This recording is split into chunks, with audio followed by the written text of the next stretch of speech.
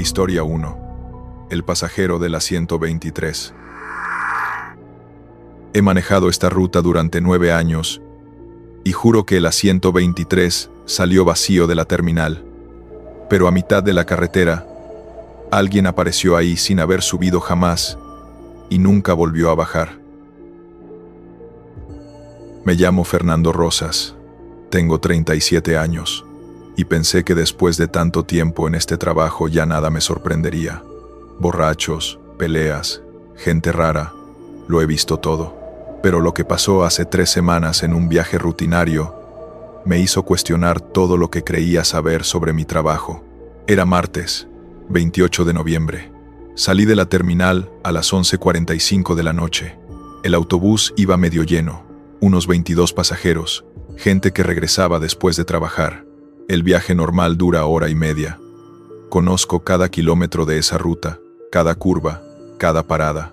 La primera media hora fue tranquila. La mayoría se durmió rápido. Yo iba con mi termo de café y mi radio bajita, concentrado en el camino. Pasé la gasolinera de siempre sin problema. Todo normal.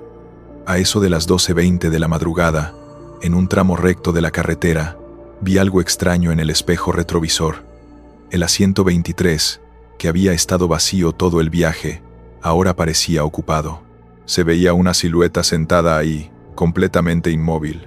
Pensé que alguien se había cambiado de lugar para estirarse. No es raro, pero algo me inquietó. Ese asiento lo recordaba perfectamente vacío cuando salimos de la terminal. Lo recordaba porque justo antes de arrancar había pasado contando los asientos ocupados, como hago siempre.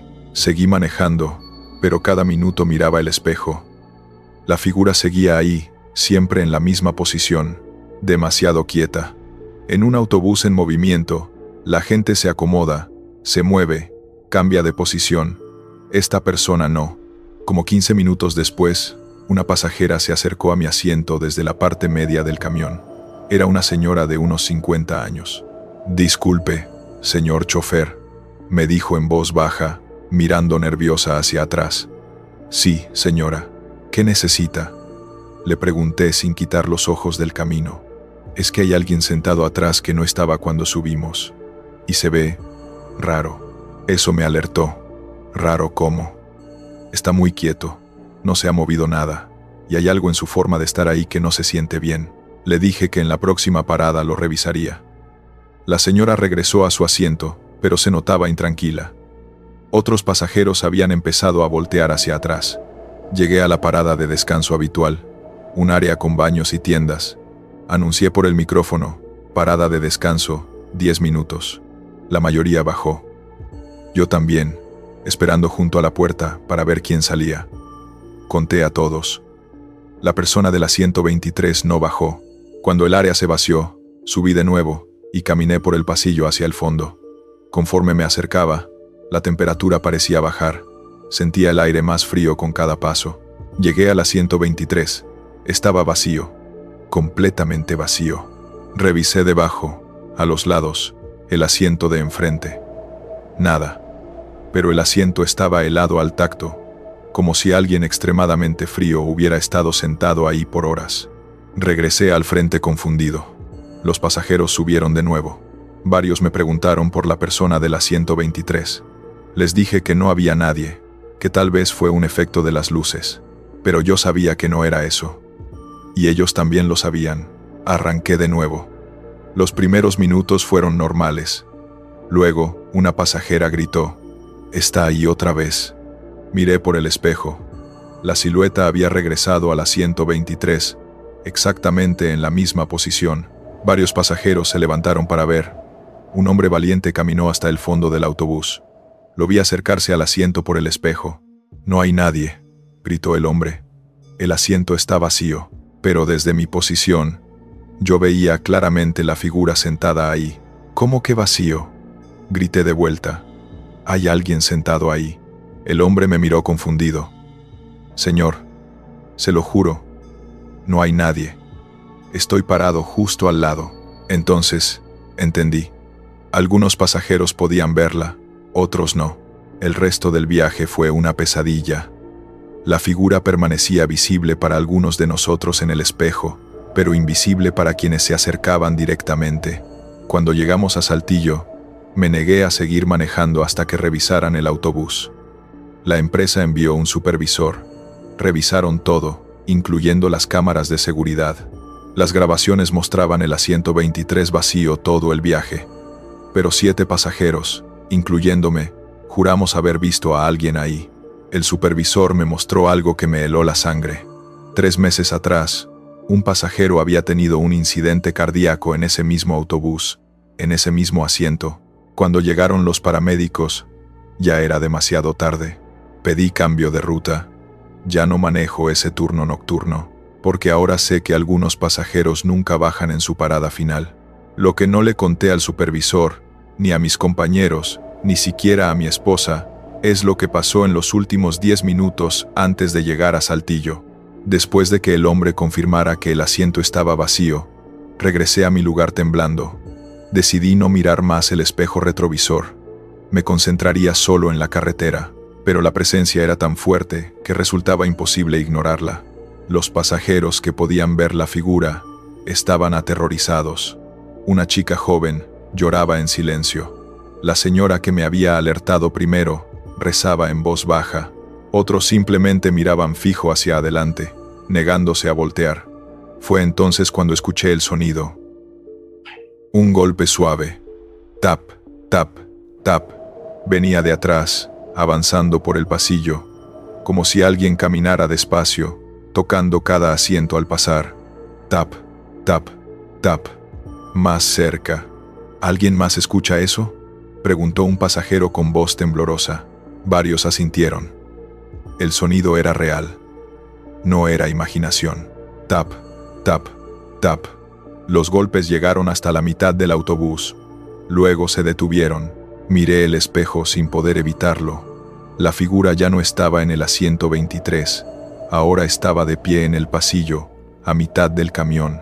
Y aunque seguía siendo solo una silueta oscura, ahora podía distinguir más detalles. Era un hombre. Vestía traje. Llevaba un maletín en la mano y estaba mirando directamente hacia mí. «Va a venir hacia adelante», susurró alguien. «Va a llegar hasta el chofer». No podía acelerar más.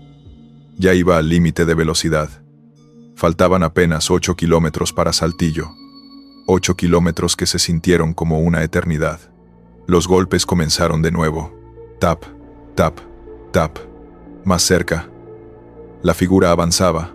Algunos pasajeros se habían levantado, apiñándose en los primeros asientos, lo más lejos posible de lo que se acercaba. Una mujer intentó abrir la puerta de emergencia, pero otro pasajero la detuvo. «Si abre esa puerta a esta velocidad, vamos a tener un problema peor», le dijo. Tap, tap, tap. La figura llegó a 5 metros de mi asiento. 4 metros. 3. Podía sentir el frío emanando de ella. Mi aliento se condensaba en el aire. Los vidrios comenzaron a empañarse desde adentro. «Por favor, ya casi llegamos», murmuré. No sé si le hablaba a la figura o a mí mismo. 2 metros. Entonces sucedió algo que todavía no puedo explicar. Todas las luces del autobús se apagaron. El motor seguía funcionando. Seguíamos avanzando. Pero estábamos en completa oscuridad. Los gritos llenaron el espacio. Yo apreté el volante con todas mis fuerzas, guiándome solo por las líneas apenas visibles de la carretera. La oscuridad duró exactamente 10 segundos. Luego, las luces se encendieron de golpe. Todo estaba normal. El autobús funcionaba bien. Los pasajeros estaban en sus asientos, algunos llorando, otros abrazándose, y el asiento 23 estaba vacío. La figura había desaparecido. Llegamos a la terminal 3 minutos después. Cuando abrí las puertas, todos salieron corriendo. Nadie esperó el equipaje, nadie pidió comprobante. Solo querían salir de ese autobús. El supervisor llegó media hora después. Le conté parte de la historia, omitiendo los detalles más perturbadores. Me mostraron el expediente del pasajero que había tenido el incidente 3 meses atrás. Se llamaba Ricardo Mendoza, 52 años, ejecutivo de ventas. Viajaba frecuentemente en esa ruta por trabajo, La noche de su partida, llevaba puesto un traje azul marino y cargaba un maletín negro. El reporte médico indicaba que había experimentado un evento cardíaco súbito. Para cuando el autobús llegó a la siguiente parada, ya había transcurrido demasiado tiempo. Los paramédicos no pudieron hacer nada. Su familia nunca supo exactamente en qué momento partió. Si fue al inicio del viaje, a la mitad o justo antes de llegar a su destino. ¿Por qué sigue apareciendo?, le pregunté al supervisor. Él me miró con cansancio. No eres el primer chofer que reporta algo en ese asiento. 3 conductores antes que tú pidieron cambio de ruta. Todos por la misma razón. ¿Y por qué no sacan ese autobús de servicio? Porque oficialmente no pasa nada. Las cámaras nunca captan nada. Los reportes se archivan como estrés laboral o fatiga del conductor. La empresa no puede justificar retirar un vehículo nuevo por esto. Me dieron 2 semanas de descanso pagado. Cuando regresé, me asignaron la ruta diurna. Menos paga, pero puedo dormir tranquilo. A veces, cuando paso por la terminal nocturna y veo los autobuses salir, me pregunto si Ricardo Mendoza sigue ahí, sentado en el asiento 23, haciendo el mismo viaje una y otra vez, esperando llegar a un destino al que nunca podrá arribar. Y me pregunto cuántos otros pasajeros como él viajan en autobuses nocturnos, atrapados en un trayecto que no pueden completar, invisibles para la mayoría, pero muy reales para quienes pueden verlos. Ahora reviso 2 veces cada asiento antes de arrancar, porque aprendí que los últimos camiones de la noche no solo transportan a quienes suben en las terminales. Historia 2. La parada que no existe. 5 pasajeros me suplicaron bajar en una parada que no estaba en el mapa. Cuando abrí las puertas, bajaron tranquilos y desaparecieron frente a mis ojos. Mi nombre es Patricia Montes, y durante 5 años trabajé como operadora del último autobús que cubría la ruta entre Querétaro y San Miguel de Allende. Turno nocturno, salida a las 12:30 de la madrugada. Era una ruta tranquila, poco demandada, pero alguien tenía que cubrirla. Lo que voy a contar sucedió hace 2 meses. Fue mi último viaje en esa ruta. Después de esa noche, renuncié. Salí puntual de la terminal con apenas 8 pasajeros. Nada fuera de lo común. 2 estudiantes que regresaban de la biblioteca, una enfermera que terminaba su turno, un señor mayor, una pareja joven y 2 hombres que parecían trabajadores de construcción. Todos se acomodaron rápido y la mayoría cerró los ojos para dormir. El viaje duraría poco más de 1 hora. Llevaba unos 25 minutos de camino cuando noté algo extraño. Una señal de parada que no recordaba haber visto antes. Estaba medio oculta entre los árboles, apenas iluminada por mis luces altas. El letrero era viejo, oxidado, con la pintura descascarada. Parada el descanso, decía. Fruncí el ceño. Llevaba 5 años haciendo esta ruta y nunca había visto esa parada. Tampoco estaba marcada en mi itinerario oficial. Decidí ignorarla y seguir, pero algo me hizo mirar el espejo retrovisor. 3 de mis pasajeros estaban despiertos, mirando por las ventanas hacia esa parada inexistente. Sus expresiones eran extrañas, no de curiosidad, era algo más. Reconocimiento. Seguí manejando. A los 10 minutos, vi otra señal idéntica. Parada el descanso. En un lugar completamente diferente de la carretera. Eso era imposible. Las paradas no se mueven. 20 minutos después, apareció una tercera señal. Misma descripción. Mismo aspecto desgastado. Esta vez, uno de los pasajeros se levantó. Era el señor mayor. Caminó despacio hasta mi asiento. Señorita, dijo con voz calmada, podría detenerse en la próxima parada el descanso. Señor, esa parada no está en mi ruta oficial, le respondí. Tendría que dejarlo en la parada registrada más cercana. Él me miró con ojos cansados. Por favor, es importante. Necesito bajar ahí. Había algo en su tono que me incomodó. No era exigente, era resignado. Lo siento, no puedo detenerme en paradas no autorizadas, le dije con firmeza. Él asintió lentamente y regresó a su asiento sin protestar. 5 minutos después, la enfermera también se levantó. Disculpe, Yo también necesito bajar en el descanso. Señora, ya le dije que... Lo sé, me interrumpió suavemente. Pero es ahí donde tengo que bajar, no en otro lado. Tiene que ser ahí. ¿Por qué?, pregunté, empezando a sentir una tensión extraña en el ambiente. Ella no respondió, solo regresó a su asiento. Para cuando apareció la cuarta señal de parada el descanso, 5 de mis 8 pasajeros estaban despiertos y mirando ansiosamente por las ventanas. Entonces lo vi. A un costado de la carretera, justo donde aparecía la señal, había una pequeña estructura. Parecía un refugio viejo para autobuses. Había un banco de cemento y un poste con una luz que parpadeaba débilmente. Y había alguien esperando ahí, una figura de pie bajo la luz parpadeante. No podía distinguir si era hombre o mujer, solo una silueta inmóvil. «Ahí está», exclamó uno de los trabajadores de construcción. «La parada. Por favor, tenemos que bajar ahí», dijo la estudiante con urgencia en su voz. No entendía qué estaba pasando. ¿Por qué todos querían bajar en esa parada fantasma? Algo dentro de mí me decía que no me detuviera, que siguiera de largo, pero 5 pasajeros ahora estaban de pie, abarrotando el pasillo cerca de mi asiento. «Por favor», repitieron al unísono. La presión era insoportable. Contra mi mejor juicio, reduje la velocidad. «Está bien», dije, «pero esto es muy irregular. Necesitaré sus nombres para reportar». «No importa», dijo el señor mayor. «Ya no va a importar». Esa frase me hizo sentir un escalofrío. Me detuve frente a la parada. La figura bajo la luz seguía inmóvil. Las puertas del autobús se abrieron con el sonido hidráulico habitual. Los 5 pasajeros bajaron en silencio. Ninguno me miró. Ninguno me dio las gracias. Simplemente caminaron hacia el refugio donde esperaba la figura. Cuando el último de ellos bajó, algo me impulsó a gritarles: «Esperen, ¿cómo van a llegar a sus destinos?». El señor mayor se volteó.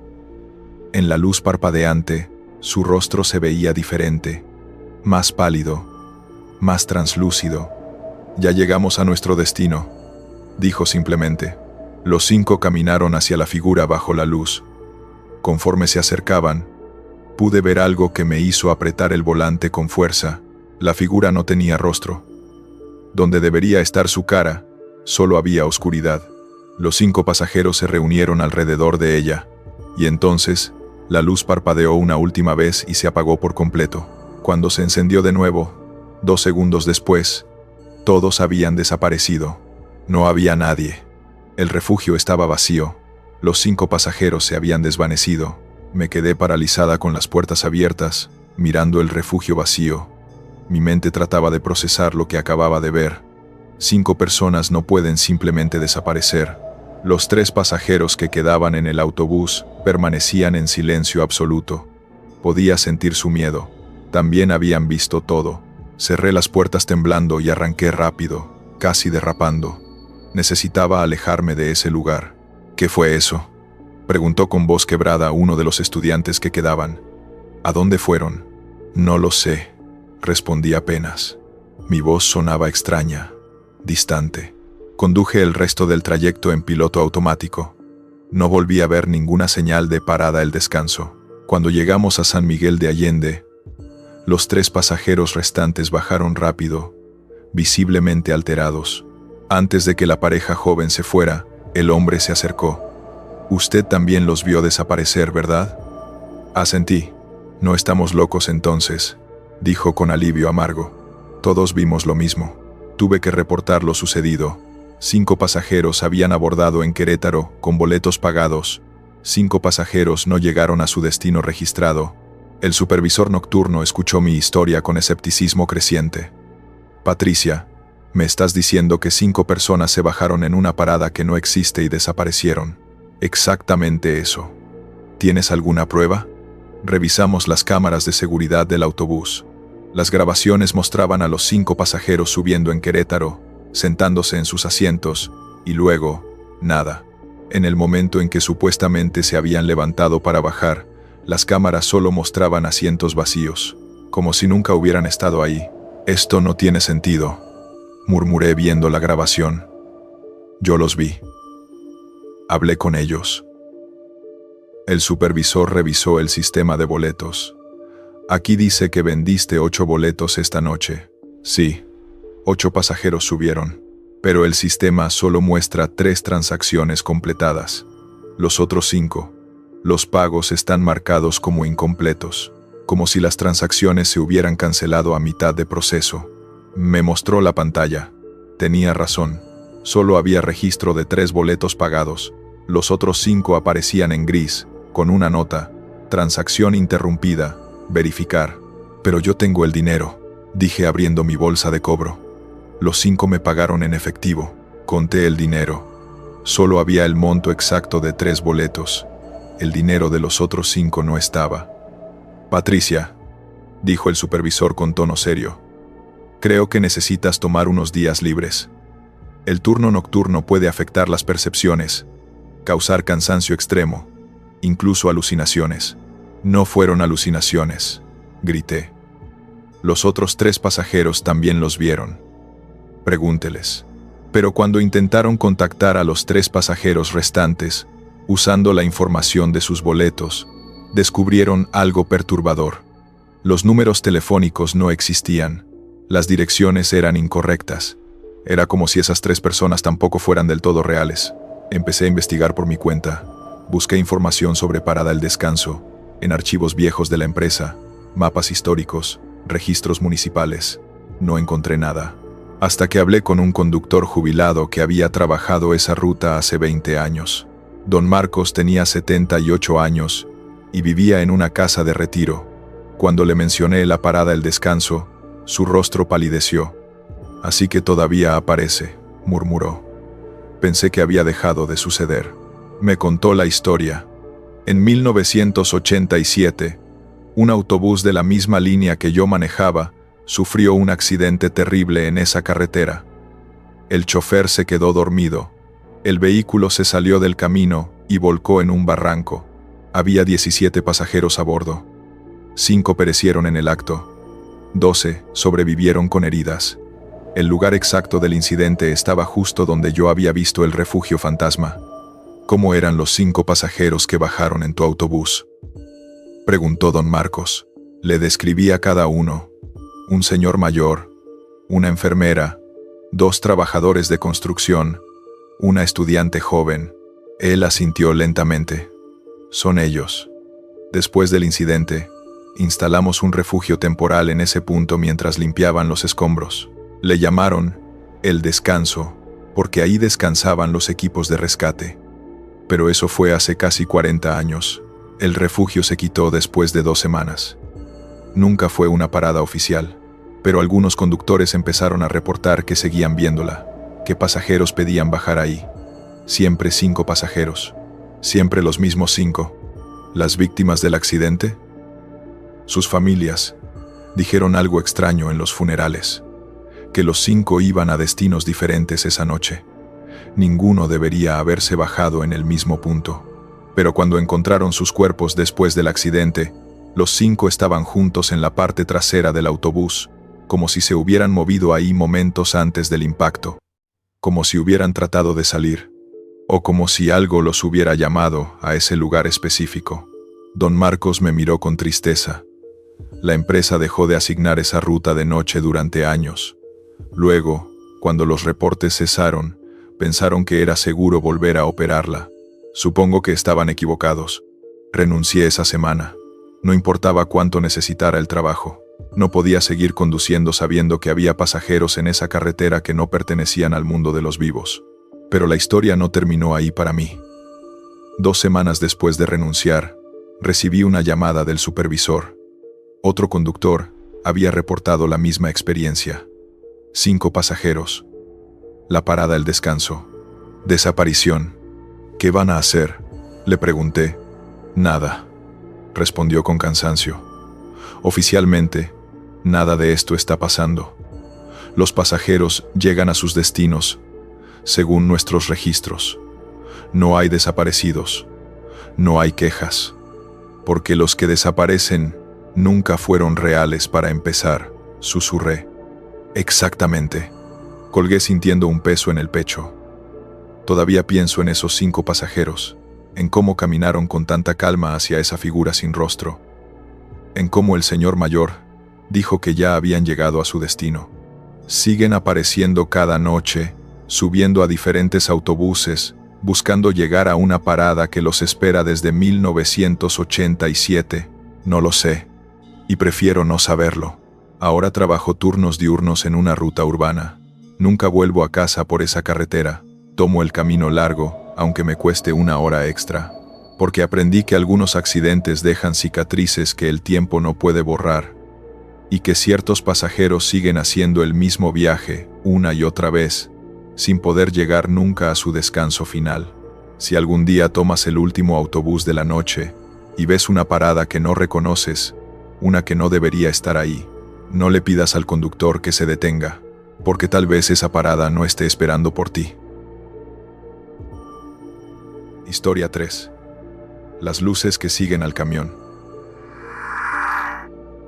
Creí que me seguía una motocicleta, hasta que aceleré, frené, di vueltas al azar, y esas 2 luces jamás se separaron del camión, porque no eran faros, eran ojos. Me llamo Vicente Morales, 44 años, conductor de autobús suburbano en Tijuana. Manejo la ruta que conecta el centro con las colonias alejadas de la periferia, esas donde las calles apenas tienen alumbrado y las casas están separadas por terrenos baldíos. Mi turno empieza a las 10:30 de la tarde y termina cerca de las 4 a.m. 4 vueltas completas, 180 kilómetros por noche, 5 días a la semana. Pensé que después de 7 años haciendo esto ya nada podría sorprenderme. Me equivoqué completamente. Todo comenzó hace exactamente un mes. Un viernes 24 de noviembre. Noche despejada, temperatura agradable, tráfico ligero. Salí de la base con mi unidad, un autobús Mercedes-Benz 2018, en perfectas condiciones. Pasé por las primeras paradas del centro recogiendo a los pasajeros habituales, trabajadores nocturnos, enfermeras que van al Hospital del Norte, un par de estudiantes que regresan tarde de la biblioteca. La primera vuelta transcurrió sin problemas. Para la segunda, cerca de la medianoche, ya solo quedaban 5 pasajeros dispersos en el camión. Iba subiendo por la avenida Industrial, un tramo largo y recto con poca iluminación, cuando lo vi por primera vez en el espejo retrovisor. 2 luces pequeñas, como de motocicleta, siguiéndome a unos 50 metros de distancia. No le di importancia. Probablemente alguien regresando tarde a casa, pero algo me hizo seguir mirando. Las luces mantenían exactamente la misma distancia. No se acercaban, no se alejaban. 50 metros exactos, como si estuvieran amarradas al camión por una cuerda invisible. Aceleré un poco. Las luces aceleraron. Disminuí la velocidad. Las luces también. Di vuelta en la siguiente esquina hacia la colonia Reforma. Las luces giraron conmigo. Otra vuelta, luego otra. Las luces seguían ahí, siempre a la misma distancia, nunca variando ni un metro. «Qué raro, ¿no?», dijo una voz detrás de mí. Era don Refugio, un señor mayor que toma mi camión todas las noches para ir a su trabajo de velador. Esas luces llevan siguiéndonos como 10 minutos. Las había notado, respondí tratando de sonar tranquilo. Debe ser alguien que va por el mismo rumbo. Nunca había visto una moto que se mantuviera tan exacta atrás de un camión, comentó don Refugio entrecerrando los ojos. Y fíjese, no se ven las llantas ni nada, solo las luces. Tenía razón. Las luces flotaban a una altura extraña, más altas que las de una motocicleta, pero más bajas que las de un auto, y no había forma ni silueta visible detrás de ellas. Solo 2 círculos brillantes de luz blanca, cortando la oscuridad. Llegué a mi parada habitual donde don Refugio se baja. Activé las luces de emergencia y me detuve. Don Refugio caminó hacia la puerta, pero antes de bajar se volteó hacia mí. «Tenga cuidado, joven. Esas cosas que lo siguen no me dan buena espina». Bajó rápido y se perdió en la oscuridad de la calle. Miré por el espejo. Las luces se habían detenido también, exactamente 50 metros atrás, esperando. Cerré la puerta y arranqué de nuevo. Las luces me siguieron. Los siguientes 40 minutos fueron los más inquietantes de mi vida. Cada giro que hacía, cada parada, cada cambio de velocidad, las luces me imitaban con precisión perfecta. Los pocos pasajeros que quedaban comenzaron a notarlo también. Una chica joven sacó su celular y trató de grabar, pero dijo que en la pantalla no aparecía nada, solo oscuridad. «Esto no es normal», murmuró un hombre con overol de trabajo. «He visto muchas cosas raras en estas calles, pero esto...». Decidí hacer una prueba. En lugar de seguir mi ruta habitual, me desvié por una calle lateral que nunca uso. Las luces me siguieron. Tomé otra calle, luego otra, adentrándome en un laberinto de callejones residenciales. Las luces permanecían ahí, inquebrantables. Fue entonces cuando noté algo más perturbador. Cada vez que pasaba bajo un poste de luz, las luces detrás de mí se apagaban por un segundo, justo el tiempo que tardaba en volver a la oscuridad. Y en ese breve instante de apagón, juro que vi algo en el espejo. No era una motocicleta, no era un auto. Era una forma alta, delgada, que parecía caminar pero se movía demasiado rápido para ser humana. «Chofer, ¿qué es eso?», preguntó la chica con voz temblorosa. «Esa cosa atrás, no es un vehículo, ¿verdad?». No supe qué responderle.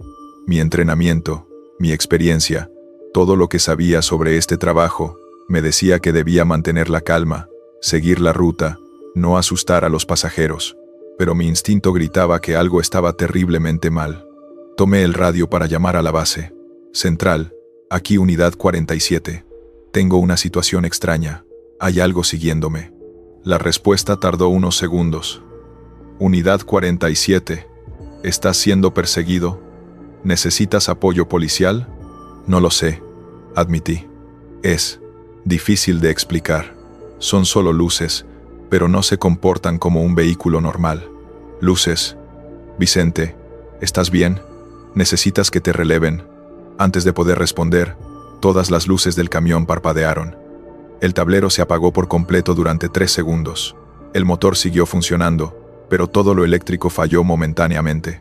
Los pasajeros gritaron. Cuando las luces volvieron, miré el espejo retrovisor. Las luces ya no estaban a 50 metros, estaban a 20. «Se está acercando», gritó el hombre del overol. «Acelera, acelera». Pisé el acelerador a fondo. El autobús rugió subiendo la pendiente de la avenida.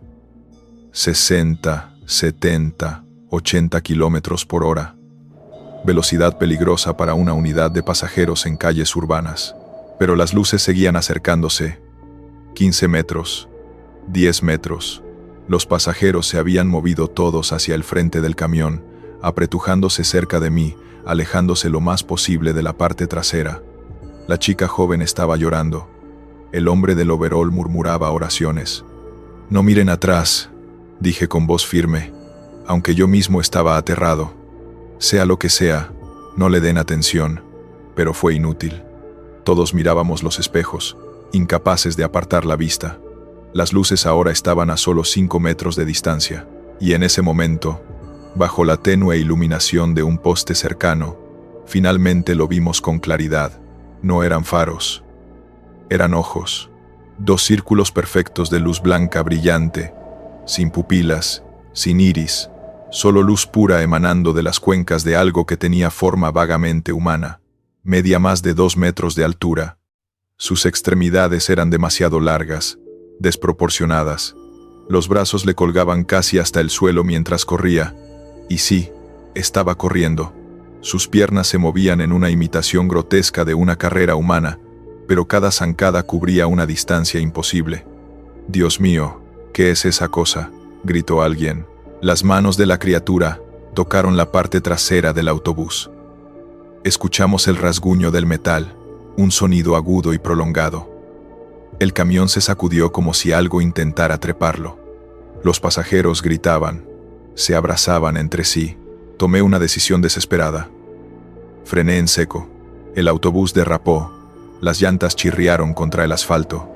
La criatura, por su impulso, pasó de largo frente a nosotros. La vi clara como el día durante 2 segundos eternos. Su cuerpo era de un gris ceniciento, la piel estirada sobre huesos angulares. No tenía nariz, solo 2 hendiduras. Su boca era una línea horizontal sin labios. Pero lo peor, lo absolutamente aterrador, fue que cuando pasó junto a mi ventana, giró su cabeza 180 grados mientras seguía corriendo hacia adelante y me miró directamente con esos ojos de luz blanca. Entonces hice la única maniobra que se me ocurrió. Di reversa a toda velocidad.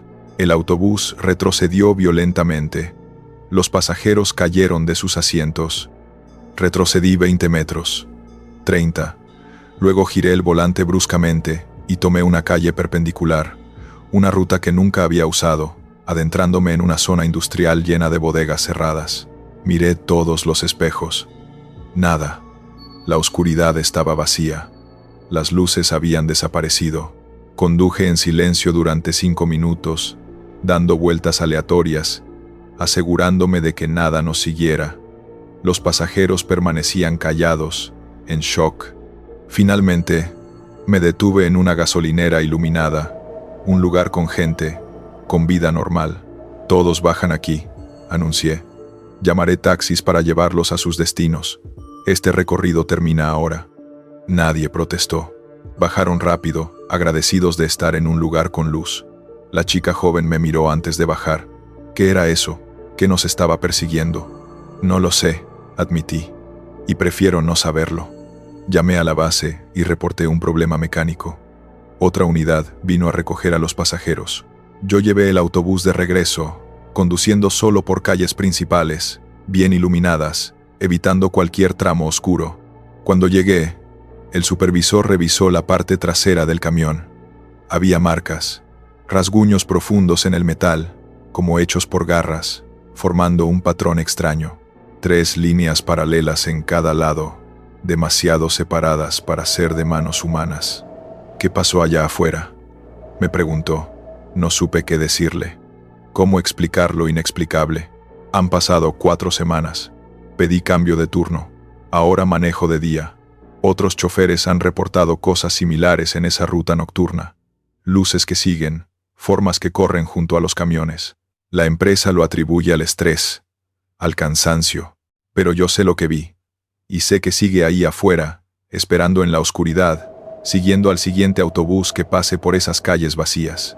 Si alguna vez tomas el último camión de la noche y ves 2 luces siguiéndote con precisión imposible, no mires atrás y reza para que el chofer sepa cómo escapar.